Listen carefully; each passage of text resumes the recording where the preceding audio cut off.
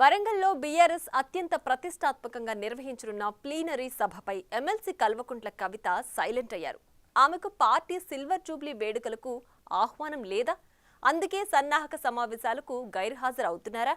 ప్రస్తుతం గులాబీ పార్టీ శ్రేణుల్లో ఇవే అనుమానాలు వ్యక్తమవుతున్నాయి. దానికి తగ్గట్లే నిజామాబాద్ జిల్లా నేతల సమావేశాలకు సైతం ఆమె హాజరు కావడం లేదు. పార్టీ పరంగా సరైన ప్రాధాన్యత లేకపోవడంతో ఆమె సొంత ప్లాట్ఫామ్ జాగృతితో యాక్టివిటీస్ చేస్తున్నారనే చర్చ జరుగుతోంది. ఇక మున్ముందు కూడా మరింత దూకుడు పెంచాలని కవిత ఆలోచిస్తున్నట్లు సమాచారం. గులాబీ పార్టీ సిల్వర్ జూబ్లీ వేడుకలను పురస్కరించుకుని ఈ నెల 27న వరంగల్ జిల్లాలో భారీ బహిరంగ సభ నిర్వహించనున్నారు. ఆ సభను విజయవంతం చేసేందుకు గులాబీ పార్టీ సకల ఏర్పాట్లు చేస్తోంది. ఎక్కడికక్కడ పార్టీ కేడర్ను సైతం పార్టీ నాయకులు సన్నద్ధం చేస్తున్నారు. నియోజకవర్గాల వారీగా సన్నాహక సమావేశాలు నిర్వహిస్తూ జనం తరలింపుపై సలహాలు, సూచనలు తీసుకుంటూ ప్రణాళికలు రూపొందిస్తున్నారు. ఎవరికి వారు బిజీగా ఉన్నారు. కానీ కవిత మాత్రం పార్టీ సిల్వర్ జూబ్లీ ఉత్సవాలు, వరంగల్ సభ ఏర్పాట్లకు సంబంధించి సైలెంట్గానే ఉన్నారు. ఇంతకు వేడుకలకు ఆహ్వానం అందలేదా? కావాలని పార్టీ ఆమెను పక్కన పెట్టిందా అనేదే ఇప్పుడు హాట్ టాపిక్ గా మారింది. ఎప్పుడు పార్టీలో యాక్టివ్గా ఉండే కవిత పార్టీ సభ విషయంలో ఎందుకు స్పందించడం లేదనేది ఆమె క్యాడర్కే అంతుపట్టడం లేదంట. గ్రేటర్లో జరుగుతున్న పార్టీ సన్నాహక సమావేశాల్లో సైతం పాల్గొనడం లేదు. కావాలని ఆహ్వానించటం లేదా? లేకుంటే ఆమె తెలంగాణ జాగృతి సంస్థ ప్రోగ్రామ్స్తో బిజీగా ఉండటంతో పాల్గొనడం లేదా? అసలు పార్టీలో ఏం జరుగుతుందనేది ఇప్పుడు చర్చకు దారితీస్తోంది. నిజామాబాద్ స్థానిక సంస్థల ఎమ్మెల్సీగా కవిత ప్రస్తుతం ప్రాతినిధ్యం వహిస్తున్నారు. 2014 పార్లమెంట్ ఎన్నికల్లో ఎంపీగా విజయం సాధించిన కవిత 2019లో ఎంపీ ఎన్నికల్లో ఓడిపోయారు. 2020లో జరిగిన స్థానిక సంస్థల ఎన్నికల్లో ఎమ్మెల్సీగా విజయం సాధించారు. తిరిగి 2021 నవంబర్లో జరిగిన స్థానిక సంస్థల ఎమ్మెల్సీ ఎన్నికల్లో రెండోసారి విజయం సాధించారు. ఆ జిల్లాల్లోని అన్ని అసెంబ్లీ సెగ్మెంట్లలో మంచి పట్టుంది. కేడర్ నేతలతోనూ పరిచయాలు ఉన్నాయి. పార్టీ సన్నాహక సమావేశాలు అన్ని జిల్లాలతో పాటు నిజామాబాద్ జిల్లాలోని నియోజకవర్గాల్లోనూ జరుగుతున్నాయి. అయితే కవిత మాత్రం ఇప్పటి వరకు వెళ్లలేదు. పార్టీ కేడర్ను సభకు సన్నద్ధం చేయటం లేదు.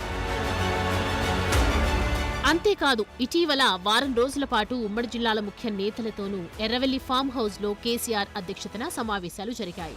ఆ సమావేశాలకు సైతం కేసీఆర్ కుమార్తె వెళ్లలేదు. ఇప్పుడు సొంత జిల్లా నిజామాబాద్లో జరుగుతున్న సమావేశాలకు దూరంగా ఉంటున్నారు. దాంతో ఆమెకు పార్టీ సమావేశాలు నిర్వహించమని చెప్పలేదా? ఆ జిల్లా అధ్యక్షుడు ఆహ్వానించటం లేదా? అసలు పార్టీ పెద్దలే ఆమెను దూరం పెడుతున్నారా అనేది తెలంగాణ జాగృతి కార్యకర్తల్లో తీవ్ర గందరగోళానికి కారణమవుతోంది. అయితే పార్టీ సమావేశాలు నిర్వహించమని ఆదేశాలు లేకపోవడంతోనే కవిత ఆ జిల్లాకు వెళ్లటం లేదంట.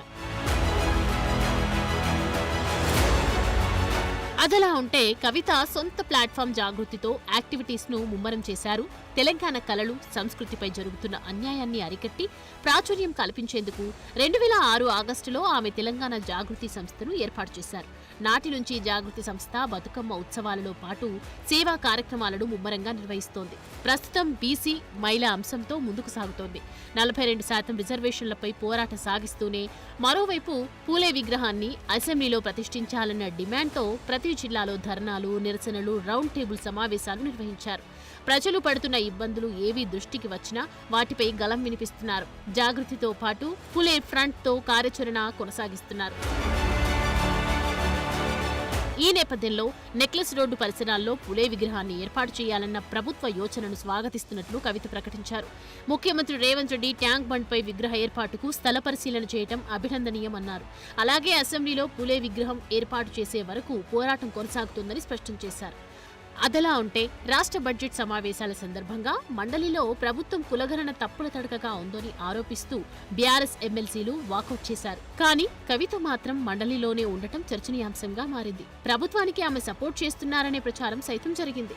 కవిత తీసుకుంటున్న నిర్ణయాలు ఇప్పుడు రాజకీయ వర్గాల్లో హాట్ టాపిక్ గా మారాయి. అసెంబ్లీలో పూలే విగ్రహం కోసం తెలంగాణ జాగృతి ఆధ్వర్యంలో ప్రభుత్వంపై ఒత్తిడి చేస్తున్నామని, సహకరించాలని వామపక్షాల మద్దతు కోరుతున్నారు. సిపిఎం జాగృతి కార్యక్రమాలకు మద్దతు మద్దతు ఇస్తామని, కానీ బీఆర్ఎస్ పార్టీగా చేస్తే మాత్రం ఇవ్వబోమని ఖరాఖండిగా చెప్పినట్లు విశ్వసనీయ సమాచారం. మరోవైపు సిపిఐ పార్టీ మద్దతు సైతం కూడగడుతున్నారు. ఆ పార్టీ నేతలతోనూ 1-2 రోజుల్లో భేటీ కాబోతున్నట్లు సమాచారం. జాగృతి చేసే కార్యక్రమాలకు కలిసి వచ్చే పార్టీలన్నింటితోనూ ముందుకు వెళ్లేందుకు సిద్ధమవుతున్నారు. ఆ క్రమంలో ప్రజా సమస్యలపై పోరాటాల్లో మరింత దూకుడు పెంచేందుకు కవిత సిద్ధమవుతున్నారంట. గతంలో ఎన్నడూ లేని విధంగా సొంతంగా రాజకీయంగా ఎదగాలని, తన సత్తా ఏంటో చూపాలని భావిస్తున్నట్లు సమాచారం. అందుకే ఒకవైపు జాగృతి, మరోవైపు పులే ఫ్రంట్తో ప్రజలకు దగ్గరై రాబోయే అసెంబ్లీ ఎన్నికల నాటికి కీలక నేతగా ఎదిగేందుకు ఇప్పటి నుంచే ప్రణాళికలు రూపొందిస్తున్నట్లు ఆమె అనుసరిస్తున్న వ్యూహాలే స్పష్టం చేస్తున్నాయంటున్నారు. అందులో భాగంగానే జాగృతి కమిటీలు గ్రామ స్థాయిలో ఏర్పాటు చేసి సంస్థను పటిష్టం చేయాలని ప్లాన్ చేస్తున్నారట. మొత్తం మీద కల్వకుంట్ల ఫ్యామిలీ పాలిటిక్స్ ఆసక్తికరంగా తయారయ్యాయి ఇప్పుడు.